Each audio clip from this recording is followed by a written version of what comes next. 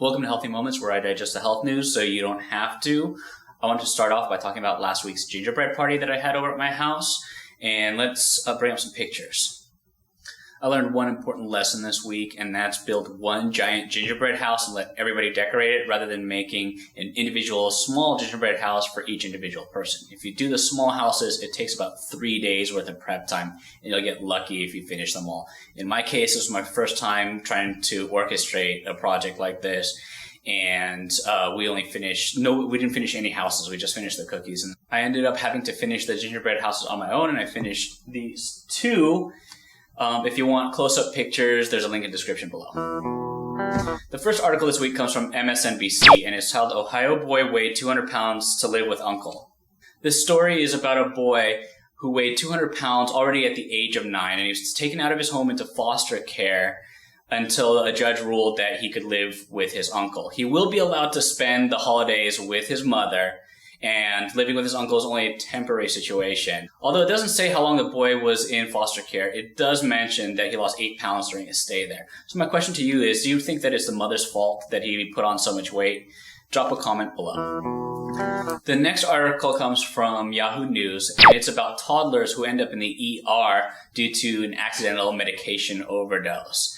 The CDC has a program called Up and Away and Out of Sight that's supposed to help parents learn how to keep their kids safe and protect them. About 1 in every 150 toddlers ends up in the ER due to accidental medication overdose.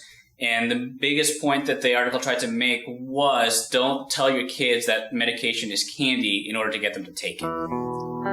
Next up, from the CNN website, there's an article about Google and Facebook and how they've developed mechanisms in order to help suicidal people connect with helplines. What makes this article so fascinating is, once again, the power of social media and how it's a great tool and point of interaction in order to get people help, as well as talk about what you had for breakfast and whatever. Also from CNN this week, they talked about St. Jude's Hospital in Fullerton, California.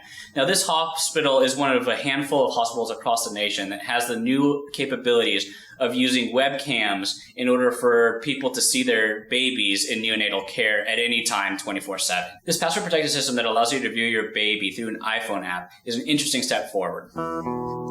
The final article from CNN this week is called "Cyberchondria Could Save Your Life." If you're unfamiliar with the term cyberchondria, it basically means a heightened sense of anxiety about symptoms that you research over the internet. Getting back to the article, it's about a man named Cliff who, after several hours of driving, started developing stinging sensations and numbness in his legs. He didn't think anything of it, and later on, when he had erectile dysfunction and indigestion, his wife started developing concerns. She remembered seeing stuff on Dr. Oz and on the internet and other places about these symptoms being kind of precursors to a heart attack. When they went and got him checked out, they found out that one of his arteries was 90% blocked, and they were surprised he hadn't had a heart attack yet. So I wanted to mention this article because it had a happy ending, and it goes to show that people who research symptoms and do their homework on physiology and all this other stuff actually leads to knowing when to get help. And that's one of the reasons why I do this, is I find some of the best articles which have the most important information, and I just spread the word, hoping that I could help you save yourself or somebody else. Quickly, the last article of the week is the featured article of the week on my website, and it talks about my top 10 picks for New Year's resolution ideas. I'd be stoked if you picked one of these and followed through over the next year so that you can challenge yourself and achieve more ambitious goals in the years to come. That's all for this week. Please enjoy the discussions going on Facebook and Twitter, and don't forget to subscribe. I'll see you next time.